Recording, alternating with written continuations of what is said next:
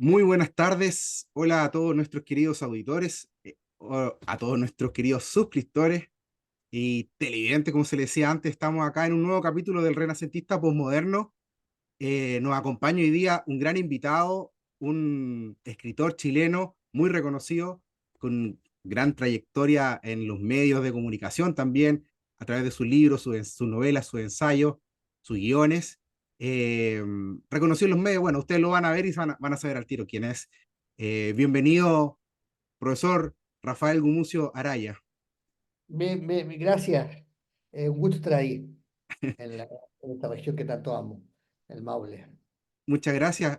Antes de comenzar de lleno, cuéntenos un poco quién es Rafael Gumucio Araya, cuál es su formación como escritor, de dónde nació ese bichito, cómo fueron sus primeros años. Yo sé que usted tiene un libro de memorias prematuras, pero cuéntenos un poquito quién es Rafael. No sé quién soy mucho, pero sé que empecé a escribir a los 9 años, o sea, más bien a los 9 años decidí que quería ser escritor. He tratado de cumplir con esa locura que ha sido escribir. He escrito novelas, reportajes, entrevistas, cuentos, un poco todo. Viví el exilio en Francia, me marcó mucho eso. Después he estado en muchos medios de comunicación, trabajé en televisión, trabajado en la radio y he hecho un poco de todo. Me he sentido como con mucha libertad para hacer de todo. A veces quizás demasiado, pero he hecho de todo. Hay un rol, bueno, el de la creatividad como general que vamos a tocar ahora en este capítulo, y también del humor, que tiene que ver con el sentido del humor bueno, usted, pero también cómo se inserta ese humor en su trabajo. Eh, a propósito de su trabajo, que le quería preguntar acerca de su primera novela, entiendo que es Comedia Nupcial, eh, donde leyéndola, porque la leí en vacaciones hace muy poco, me encontré con ella de casualidad, me llamó mucho la atención. eh, Más allá de mi interpretación, sentí que tenía conexiones con Houellebecq, con Extensión del dominio de la lucha, con ese libro. En cuanto al narrador, en cuanto a la posición del sexo que había ahí, a la soledad, a los procesos históricos como que pasan por encima de los personajes y como que Mm. están medio perdidos ahí. No sé si eso es así. Sí, no, yo no había leído Levé cuando escribí el libro, así que no hay una influencia, pero viví en el mismo mundo que él, viví en Francia en los mismos años que él escribe, y yo creo que tenemos también lectura en común. Pero sí, ese libro intentaba retratar como la historia política de Chile desde la perspectiva de quienes no están comprometidos con ningún bando, más bien están hacia la derecha, pero que no militan o no. Entonces, traté de meterme en la cabeza de personas que no están en la primera línea ni la segunda línea de la batalla, en un momento en que no, era imposible restarse Mm. por ninguno de los dos lados. Entonces, traté de este personaje que es completamente, que al mismo tiempo es profesor de historia, por lo cual le interesa la historia, no un personaje que está fuera de la historia, pero que al mismo tiempo nunca entiende muy bien qué está pasando.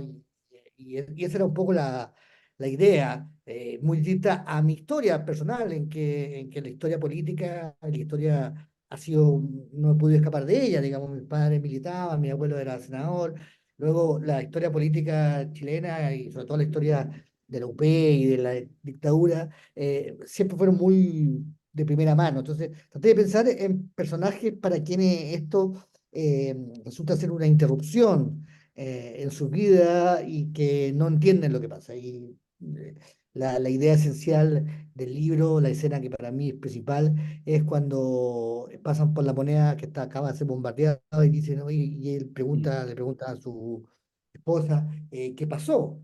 Y eso me pareció muy chistoso como idea para un libro, Claro. personas que no saben qué pasó. ¿Cómo te restáis de lo que acaba de pasar? Digamos, ahí iban como camino a la playa, se estaban arrancando también, no Ya queda están arrancando. muy, Bueno, muy, ella muy sabía, claro. pero déjame interrumpir un minuto porque Dígame. voy a... Bueno, estamos grabando acá con el profesor Gumucio. nos acaba de aceptar y nos pidió disculpas de anticipado si pasaban estas situaciones con su familia y todo. Ahí, Agradecemos su ahí, ahí volví. Sí, estaba explicando un Volví poco. de la playa. Ya, seguíamos. Sí, Pero bueno, el director. no, o sea, está bien.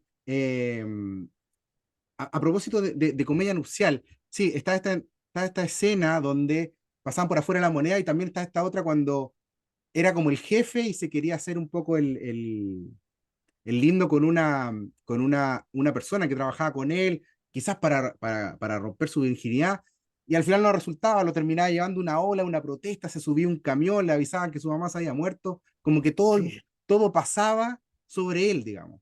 Y en el fondo, el claro. Cruz era como estos personajes que están metidos en la historia, digamos, y les pasa por arriba. Claro, también había una imagen ahí donde él le pegan todo tipo de Sí, chapa y y lo cosas. tironean. Tú eres mío, le dicen. Sí, sí, de todos los partidos políticos. Claro, ese era el motor de tratar de comprender. Creo que muchos chilenos y mucha gente estaba en esa posición, digamos, eh, de no haber entendido o no estar, o de haber vivido esta historia, esta tragedia y esta comedia también, Ujú. del otro lado. Entonces, eh, eh, traté de retratar eso, digamos, retratar esa, desde la burguesía, por supuesto, es una novela sobre la burguesía chilena, digamos, eh, eh, que no comprendió, que de alguna forma son los cómplices pasivos, digamos. A propósito, Pero sí, no quise quitarle todo tipo de dramatismo, de culpabilidad, digamos, porque creo que el personaje de mi novela no es culpable de nada más que de no tener ninguna, de no tener ninguna, ¿cómo se llama? Voluntad, dejarse arrastrar, mm, dejarse tomar. Entonces creo que quise que, me pareció que era un buen motivo y está el tema detrás de la sexualidad o de la virginidad de este personaje que como tampoco toma ninguna determinación política, tampoco toma ninguna determinación personal, o sea, lo casan, lo violan, digamos, no lo violan, sino que fuerza. lo, lo desvirgan, todo esto sin que él tenga ninguna voluntad. En ese sentido quizás es muy julebequiano, quizás de ahí viene la semejanza. Pero me gustó mucho esta imagen, este personaje, que lo he usado mucho en libros míos, por lo demás, de este hombre totalmente que no toma ninguna decisión, que frente al sexo se siente totalmente castrado, digamos, o, o desnudo de poder real sobre de agencia sobre su propia destino. Eh, Mm. Bastante autobiográfico también, pero exagerando mucho los puntos. Sí, bueno, en novela. Bueno, quizás son temporales, pero hay una novela también de Jack Palahniuk que después se llevó al cine con el Club de la Pelea, Club de la Lucha, que también es como el mismo, a ver, no tienen la misma resolución, termina siendo uno un esquizofrénico terrorista que toma una medida muy frente a ese mundo que le pasa por encima, Palahniuk lo resuelve de otra forma. Eh, eh, pero Houellebecq y con usted es como una solución antihumanista, digamos. El otro es terrorista y este es antihumanista, digamos. Es que yo creo que el tema de la virilidad o de la masculinidad, desde que el feminismo tomó el poder, es una gran duda, digamos. Todos los que hemos nacido eh, con este colgajo, digamos, a veces incómodo, otras veces mandatorio, nos preguntamos qué significa ser macho o no macho, digamos, tener alguna... Y es difícil saberlo, digamos. Y yo creo que, claro, es un tema que atraviesa muchísimos autores. eh, Hombres, y yo también creo que también en algunas mujeres, porque el cambio de roles y de papeles es importante, Mm, digamos, y yo ya no me concibo, ya no concibo el mundo previo a eso, digamos, no, sería difícil para mí tener una nostalgia por un universo previo a, que por lo demás no creo que haya sido para nada paradisíaco, mm, pero yo ya vivo en un mundo en que eso ya es así, entonces en que esto de que los hombres no lloran, a mí nunca me dijeron que los hombres no lloran, o sea, yo pasé yo nací llorando, así que no tuve ese problema. Eh, pero sí, eh, la naturaleza dual del macho, en el sentido, como te digo, que la mitad del tiempo está con algo que cuelga y que incomoda, y algunos minutos eso que cuelga se transforma en otra cosa, digamos, y tiene otra poder y otro mandato y otra forma. Es irreconocible, es algo que sigue siendo un misterio, digamos. Mm, Y que yo creo que como la novela y la literatura eh, es el lugar de la metamorfosis, es decir, todas las novelas hablan de de metamorfosis, digamos, de transformaciones, mm, eh, no solo espirituales, sino que también físicas. Creo que, por supuesto, sigue siendo un gran tema. buenísimo.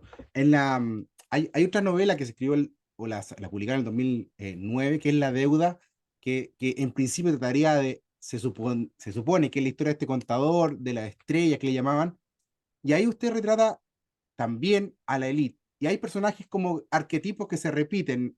Siempre está como voy a decirlo así, la cuica bonita que está por ahí, este hombre que también es como un medio macho, medio castrado, culpable. Acá, claro, el protagonista, uno de los protagonistas, una persona que le fue bien, pero venía de Macul, etcétera, etcétera. Eh, o sea, usted hace también un retrato de la élite en ambos libros. Eh, Primero, o sea, la pregunta es, si ha tenido alguna recriminación de parte de algún conocido, amigo, le dijo, oye, bueno, me parezco mucho acá, o sea, básicamente me retrataste. Y lo otro es si tiene algún sentido la élite, o esta reflejar al nuevo rico, al nuevo pobre, a estos personajes culpables también que están como en limbo. Sí, yo hablo del mundo que conozco, porque no podría hablar de un mundo que no conozco, no voy a Ujú. escribir una novela sobre pescadores artesanales en Tolten, Chile, digamos, sí. porque no lo conozco. Hablo del mundo que conozco, no sé si llamarlo elite, porque creo que no son élites, en el sentido que no son tomadores de decisiones. En la deuda un poco más, pero en comedia nupcial son personajes de clase media alta o de clase media.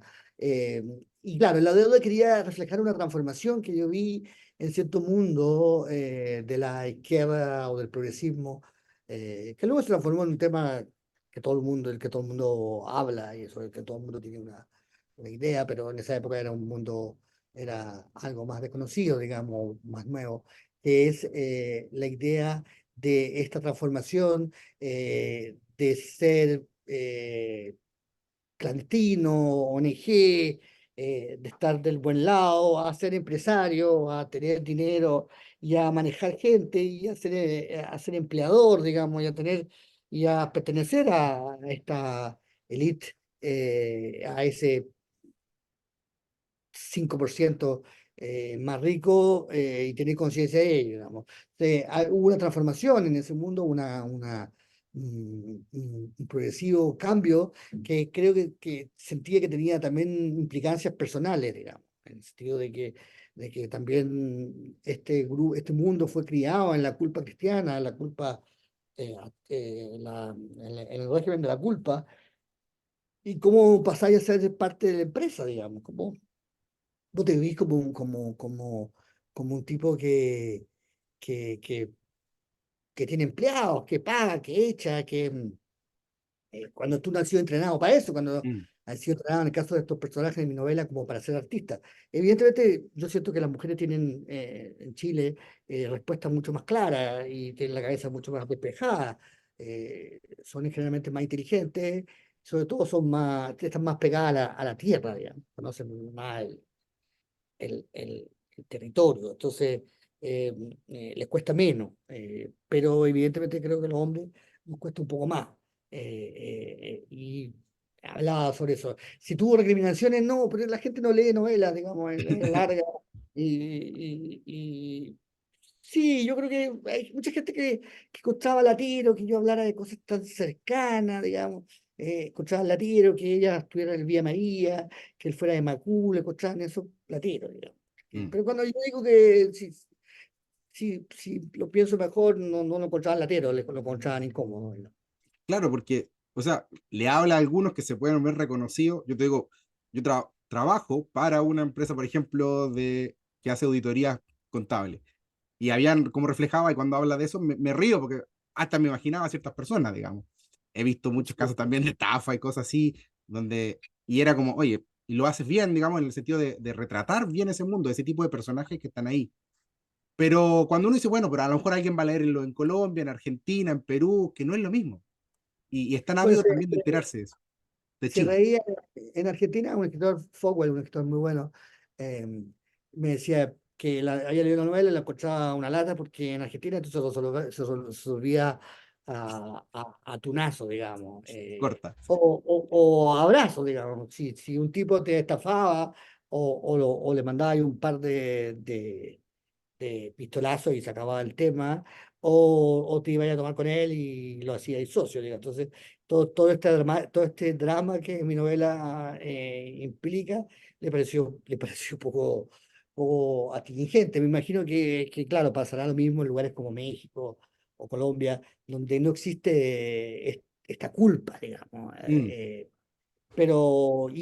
Y ya no existe en Chile tampoco, ya el drama de esta novela no, pero sí era un tema que estaba, esto se publicó en el 2009, digamos, y 2009, sí, ahora se publica el 2009.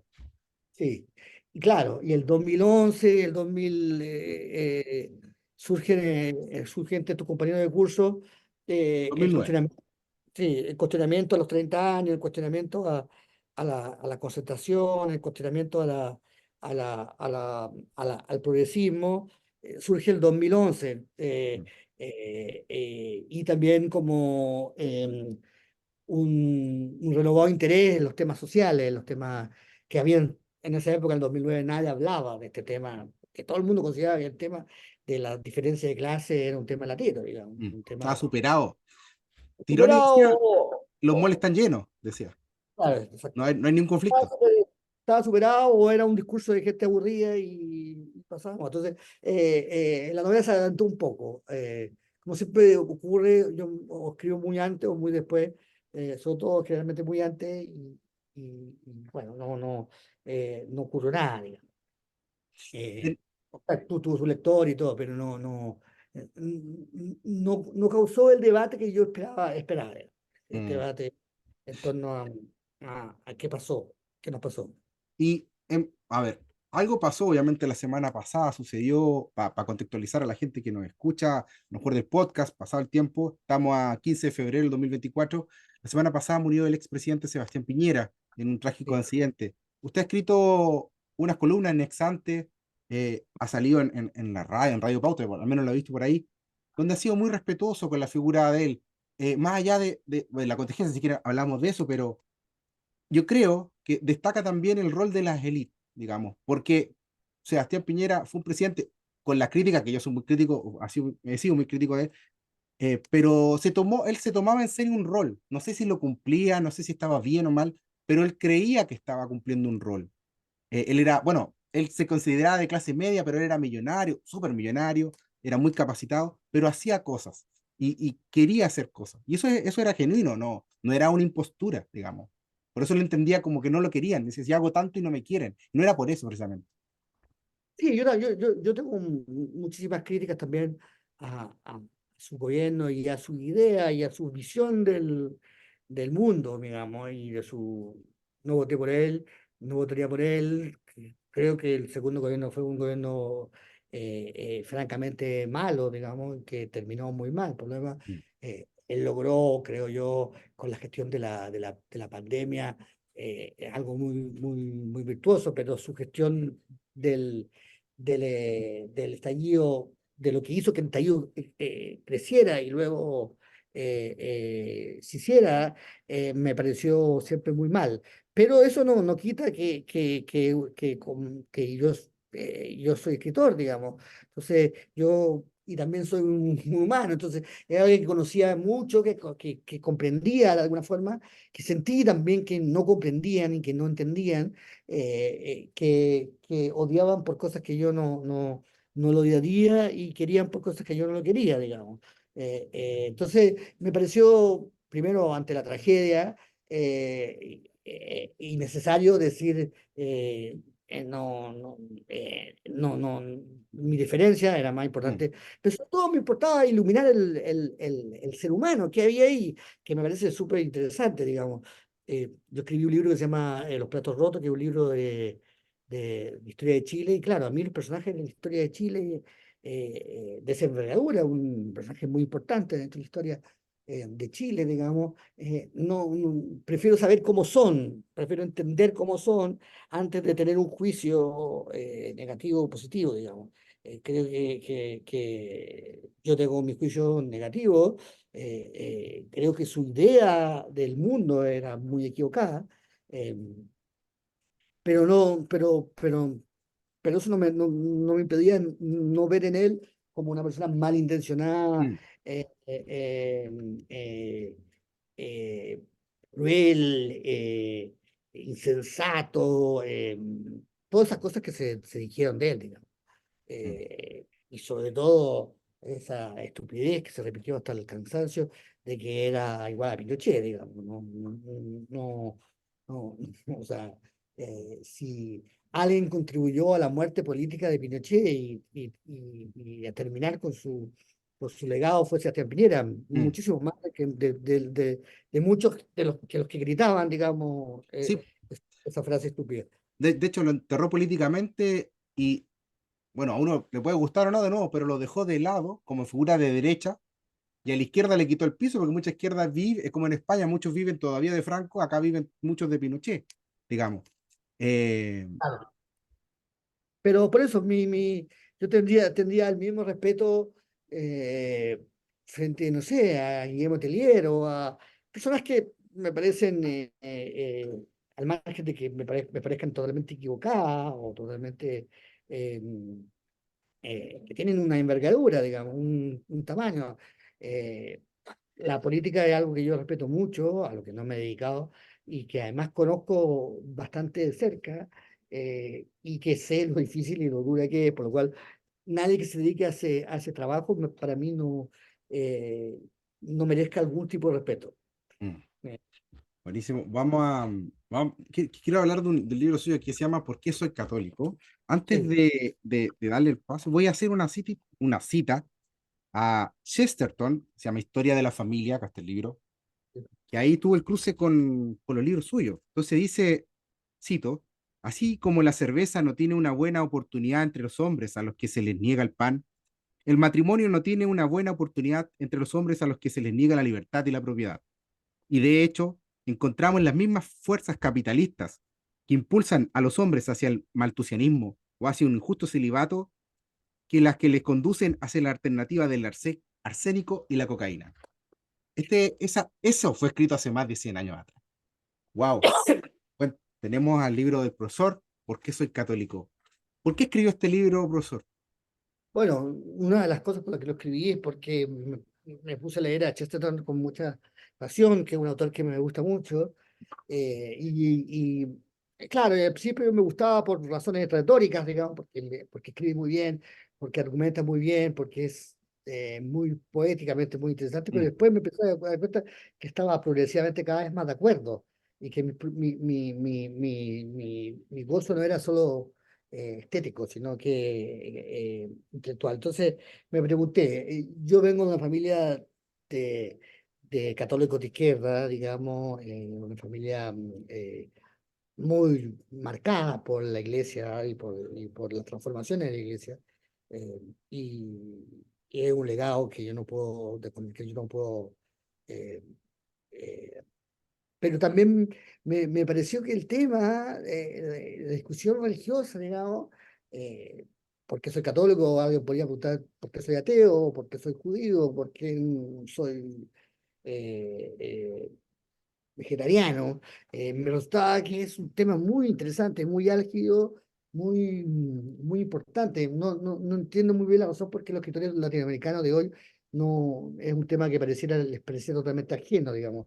Todos pertenecen como una especie de agnoticismo light, suave, mm, eh, perfectamente pasteurizado, mm, que nadie podría, por lo demás, que nadie se podría sentir ofendido, digamos, por ese tipo pero las creencias o la no creencia resulta ser en el resto del mundo, que no es el mundo de los intelectuales, digamos, un tema urgente, digamos, un tema por el que la gente se mata todavía. Mm, Entonces creo que la simple respuesta de que hoy son todos unos ignorantes y se matan por una tontería y nosotros somos inteligentes y no nos matamos por esa tontería, me resulta una respuesta arrogante y falsa. Yo creo que eh, es un tema. Y yo traté de exponer de mi fe, que es muy vacilante y muy dudosa y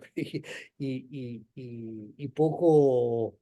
eh, convincente, ¿eh? Pero bueno, pero sobre todo puse en cuestión, tratar de entender. mm. Por lo demás, soy un lector muy asiduo a libros de teología así que también fue para mí una diversión eh, muy innegable, a la que no me voy a negar, esa de escribir Cuando, en el... cuando me acuerdo que uno vivía en Santiago y escuchaba la radio Cero, estaban ustedes con Patricio Fernández y Claudia Álamo Desde Cero. Usted siempre con Patricio siempre hablaba de la vida de los santos y era Sí, como, después pasaban a otros temas y siempre me llamó la atención eso. Nunca dejaron esa tradición. Uno podrá tener crítica y todo, yo también soy católico, digamos, pero me interesó mucho el destacarlo. Ahora, dentro de las cosas que destaca son, primero, la familia, lo universal, que eso es lo que creo que se ha perdido, porque vamos cada vez más en la segmentación, digamos, y lo católico es al revés, pues lo católico, bueno, no puede ser católico si no es universal. Y ahí cae todo, cae claro. el Opus Dei, caen los jesuitas, cae premio al vino, premio a la carne, premio al pan, o sea, a los que no están con el gluten no pueden ser católicos, y todo así. A los que no les importa el copete, bueno, sonaron. Pero es una religión bastante interesante que lamentablemente se ha reducido todo a lo sexual. Y también lo explica usted, bueno, también lo explica Chesterton, y usted también dice ahí, bueno, reducir Dios a lo sexual es ser tonto, digamos, básicamente, porque como que no entendiste nada, digamos. Claro, pero por desgracia no me ayuda mucho, no me ayudó mucho en la promoción del libro de la Iglesia Católica, digamos, que ha hecho una cantidad de tropelías en el Sí, terreno pues, sexual y que ha cometido una serie de pecados, no solo espirituales, digamos, delitos. sino Sí, físico, sí. que hacen esta posición muy indefendible, digamos. La verdad es que se transformó en algo indefendible y vergonzoso. Lo era antes, por supuesto, eh, pero ahora lo es por razones que me resultan doblemente indefendible. O sea, antes me parecía que la religión, la fe, nadie la defendía por una especie de vergüenza, por motivos que me parecían equivocados. Ahora me cuesta defender una iglesia que ha encubierto, ayudado y transformado de manera bastante sistemática, por lo demás, algunos crímenes de naturaleza sexual, la mayor parte de ellos, eh, también financieros, eh, en que no reconozco nada de lo que yo pueda enorgullecerme. Mm. Y Ah, pregunta que se me ocurre ahora. En en este libro, Comedia no Oficial, supuestamente el protagonista quería hacer una historia de la francmasonería en Chile, un poco llevar la contra. ¿Qué rol Sí. juega la francmasonería en usted, en sus familias, o es solamente antojadizo para enfrascar, o sea, para meterle un tema al protagonista, o siente que cumple un rol?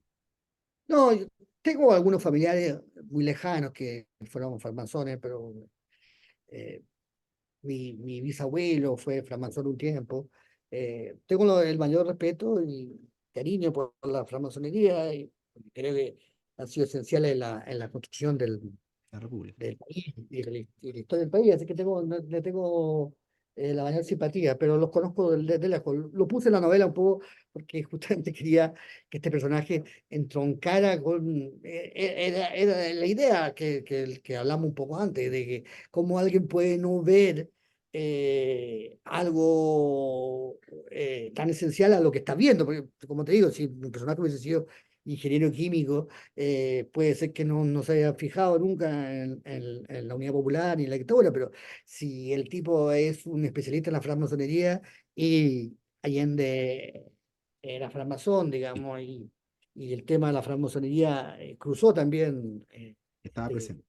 estaba presente, es más divertido que él no pueda, que él no vea lo que está pasando delante de él.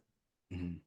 Profesor, hay un tema que me gustaría hablar. Bueno, hemos ido avanzando. Hay dos temas. Uno es la creatividad y otro el humor. La creatividad, usted ha sido parte, no solamente ha escrito libros, ensayos, novelas, cuentos, sino que ha escrito guiones, bueno, una película con su primo, estuvo en Plan Z, que de la cual cuando yo estaba en la universidad todos éramos fanáticos y todos idolatrábamos Plan Z, y las veíamos en ese tiempo en VHS, ni siquiera en DVD, digamos. Entonces, eh, ¿qué rol en la creatividad? ¿Cómo nace de usted? ¿O simplemente es como un ejercicio deportivo? ¿Le nace? ¿Se ha creado? ¿O el ambiente familiar es lo que le promovió esa faceta?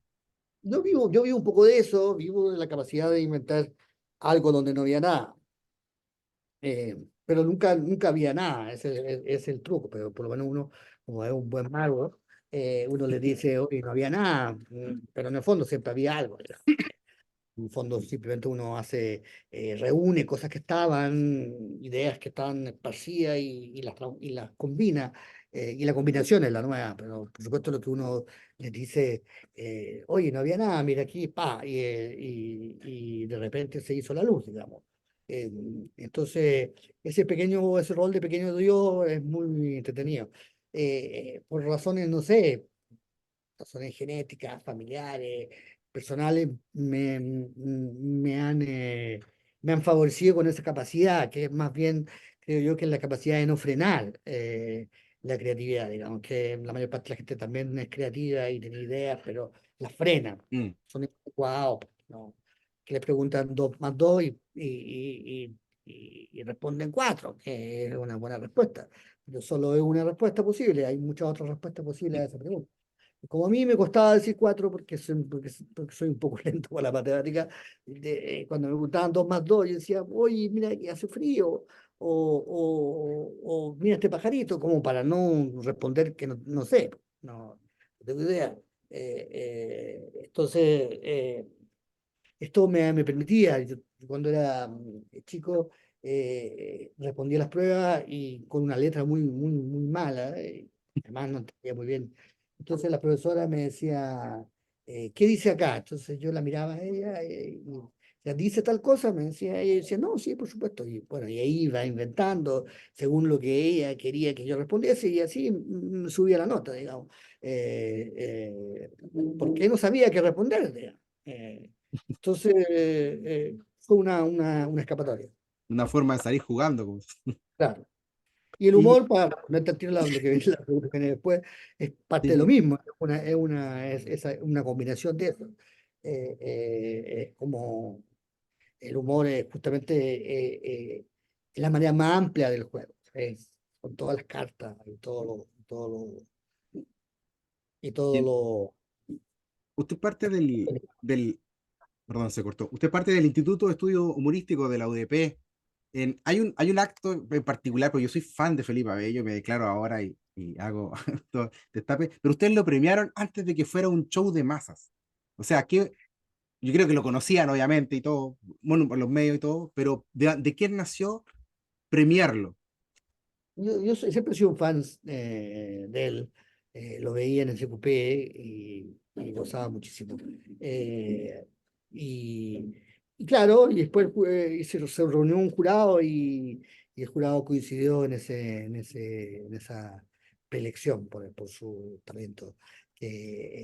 Pero claro, lo que más me parecía fascinante de él es que él hacía humor en ese programa de farándula, donde hablaban de eso totalmente absurdo y sin mucho sentido, que es la farándula, y no hacía chistes,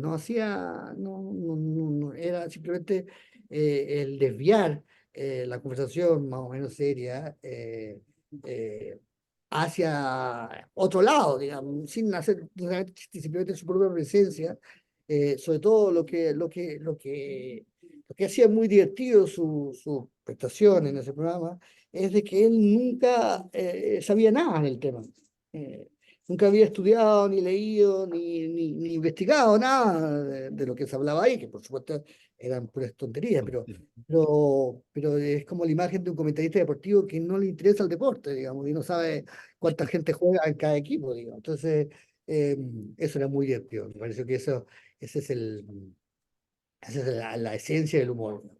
Estar siempre en el lugar incorrecto, pero no sufrir por ello, sino que gozar y hacer gozar al otro, porque en Le el da una fondo, vuelta. Yo en claro, el 2017 fui a un espectáculo cuando estaba partiendo haciendo el stand-up. Fui cuando estaba en clínica en el centro. Y eran, no sé, muy pocas personas. Me agarró para el huevo, perdón, para el deseo. Me subió al escenario. Estaba una guitarra que no sabía tocar, pero igual era gracioso. O sea, es muy rápido. Y si uno dice, no, yo igual lo agarro para el deseo, no es así. Hoy día sí está bien, no, está más calmado, pero es súper rápido, súper rápido. Me llamó la vez cuando lo vi así en vivo, dije, a ver qué tanto, no, sí, es muy bueno, es muy bueno. un Bueno, genio. ya está súper reconocido y qué bien que así sea. Bueno, hemos pasado por el humor de su trabajo. Hay algo que le quiero preguntar, que ya va a ser un poco el cierre de los temas, el arte y llevar la contra. Porque Rafael Gumucio lleva la contra. Si usted va a un panel, siempre le lleva la contra al panelista y todo. Y también, bueno, los libros y las cosas que ha hecho en su currículum. ¿Por qué? ¿Es un arte de verdad llevar la contra? Saber llevar la contra, porque la ha sabido llevar, digamos.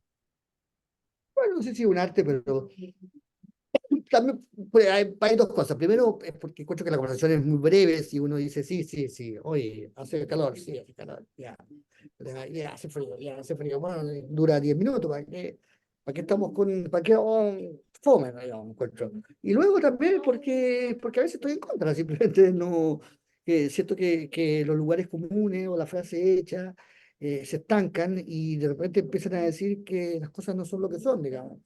eh, Empieza la gente a pensar que había una escalera donde ya no la hay y se sacan la cresta, digamos. Entonces, eh, el creer eternamente en lo mismo me hace preguntarme. Muchas veces, a veces yo me pregunto, ¿por qué dice eso y por qué hace eso? Y de repente me doy cuenta que tiene razón. Después de todo, el lugar común era razonable. Pero primero me tengo que preguntar, ¿no? Mm. ¿Por qué lo voy a admitir? Sería pues puesto que no es productivo, digamos. Entonces, eh, preguntarse por qué se dice esto. Ya, ¿sigue siendo cierto esto? O sea, sigue siendo dos más dos, sigue siendo cuatro. Mira, no tiene una frase que decía, dos más dos eran cuatro, pero ahora no se sabe qué es lo que son. Eh, eh, Me parece un buen resumen, digamos. Muchas cosas. eh, no sabemos qué son, que fueron, pero no sabemos qué son hoy. Entonces, me parece que si estoy en un debate y si tengo un lugar en ese debate, será para decir eso, pues, para decir sí o no, escucho monosilábico, digamos. Pero, o sea, más que la pregunta también iba por el arte. Cuando yo digo el arte es que lo ha desarrollado con el tiempo. Yo creo que ha sabido hacer su carrera en base a eso. El último libro también, ¿por qué soy católico? Alguien declararse católico hoy día es ex- exponerse a la funa, como se llama, por todo lo que hemos hablado, también siendo consciente de las críticas. Eh, y la pregunta también es, ¿pero le nace a usted o si hay un ambiente familiar? O sea, sus primos también son así, Sí, somos todos así, digamos. Eh, Como que también hay una cierta idea de, bueno, tampoco qué me va a pasar. También, ¿qué me pueden hacer? Bueno, a veces me doy cuenta que sí que el mío tenía fundamento y que quizás podía haber sido un poco más, ¿cómo se llama? Eh, Astuto. Pero bueno, pero se pero tiró ya. igual. Buenísimo. Sí, porque mira, muchas veces me he tirado, me han dicho no lo haga y me ha ido la raja.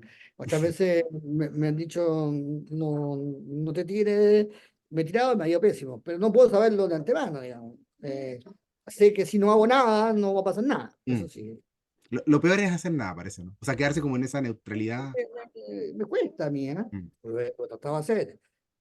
Puedo hacer cosas inútiles, muchas. Puedo pasar toda una tarde, todo un día haciendo cosas que no tienen ninguna importancia. Por ejemplo, he pasado todo el día de hoy escuchando programas sobre la historia del trotskismo, digamos, y las distintas variantes del trotskismo. Algo absolutamente inútil que nadie me está pidiendo y por lo cual no gano ninguna remuneración, pero así hacer nada, mirar el techo, eso sí es más difícil.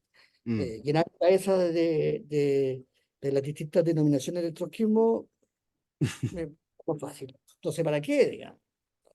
En Sí, algún momento va a servir, de repente voy a estar con alguien sale el que tema. pertenezca al pablismo, digamos, y yo cuando me hable del pablismo, es una de los grupos trotskistas, digamos, voy a poder, claro, tú eres pablista, pero te diferencias de los obreristas, tal cosa. No, trato de entender cómo unas personas pueden adherir a un dogma tan curioso como algunos sectores del trotskismo. Adherir a un grupo que va ganando se puede entender o que va a ganar, pero el trotskismo era meterse entre los perdedores más absolutos. ¿Por qué la gente lo hace, digamos? Eh, ¿Cómo alguien puede aceptar ser excluido de un grupo trotskista? Que también entre los grupos trotskistas también excluían. Eh, bueno, no sé, me sirve de alguna forma. Y quizá el día de mañana, cuando trate de entender el Frente Amplio y me toca escribir sobre alguna decisión del Frente Amplio, este conocimiento me va a poder Entender esa servir. dinámica. Claro, pero no lo sé, ¿no? Pero Mm. no lo hago así. Pero Le claro, nace, ¿no? Sí, hacer nada, nada, no. sí. Buenísimo. Para terminar y ir concluyendo, siempre a los invitados les pedimos que nos recomienden libros, series, películas, autores, música, lo que quieran. Profesor, Bueno, el estoy trotskismo. dedicado. Sí, no, la vida del profeta Isaac Deutscher. No, no torturaría a las personas así. Estoy dedicado a ver películas de David Lean, que es este cineasta muy clásico inglés. Hizo Lawrence de Arabia, La hija de Ryan, Pasaje de la India. Son estas películas de 3 horas y media, Mm. muy clásicas, muy antiguas, donde no hay mucho sexo, pero me interesa cómo están hechas. Anoche nada que ver, vi La última tentación de Cristo de Scorsese. Me pareció muy mala, pero igual tiene momento grandioso. Tengo ese tipo de curiosidad, digamos. Serie hace tiempo que no veo, una que me convence, digamos. Que, quiero verlo, El Oso, parece que es muy buena, no la he visto. No, no, Pero, pero es eso. Y libros, estoy tratando de ponerme al día con mis contemporáneos. Estoy leyendo la última novela de Diego Zúñiga, Zúñiga, no Zúñiga. La biografía de Pablo de Roca de Álvaro Lizama. Estoy tratando de ponerme al día con la literatura chilena. buenísimo. Profesor, muchas gracias por la paciencia, por haber interrumpido su día y haber dedicado unos minutos, una hora casi, a estar con nosotros, a contarnos de su obra, de su vida. Damos el cierre a este capítulo del Renacentista Postmoderno, invitando a todos a suscribirse, a darle like, a difundir. Profesor Rafael Gumucio, muchas gracias. Un abrazo grande acá desde el Maule, eh, desde el Valle Central donde comenzó todo Chile. Un Gracias, abrazo, Gonzalo. muchas gracias.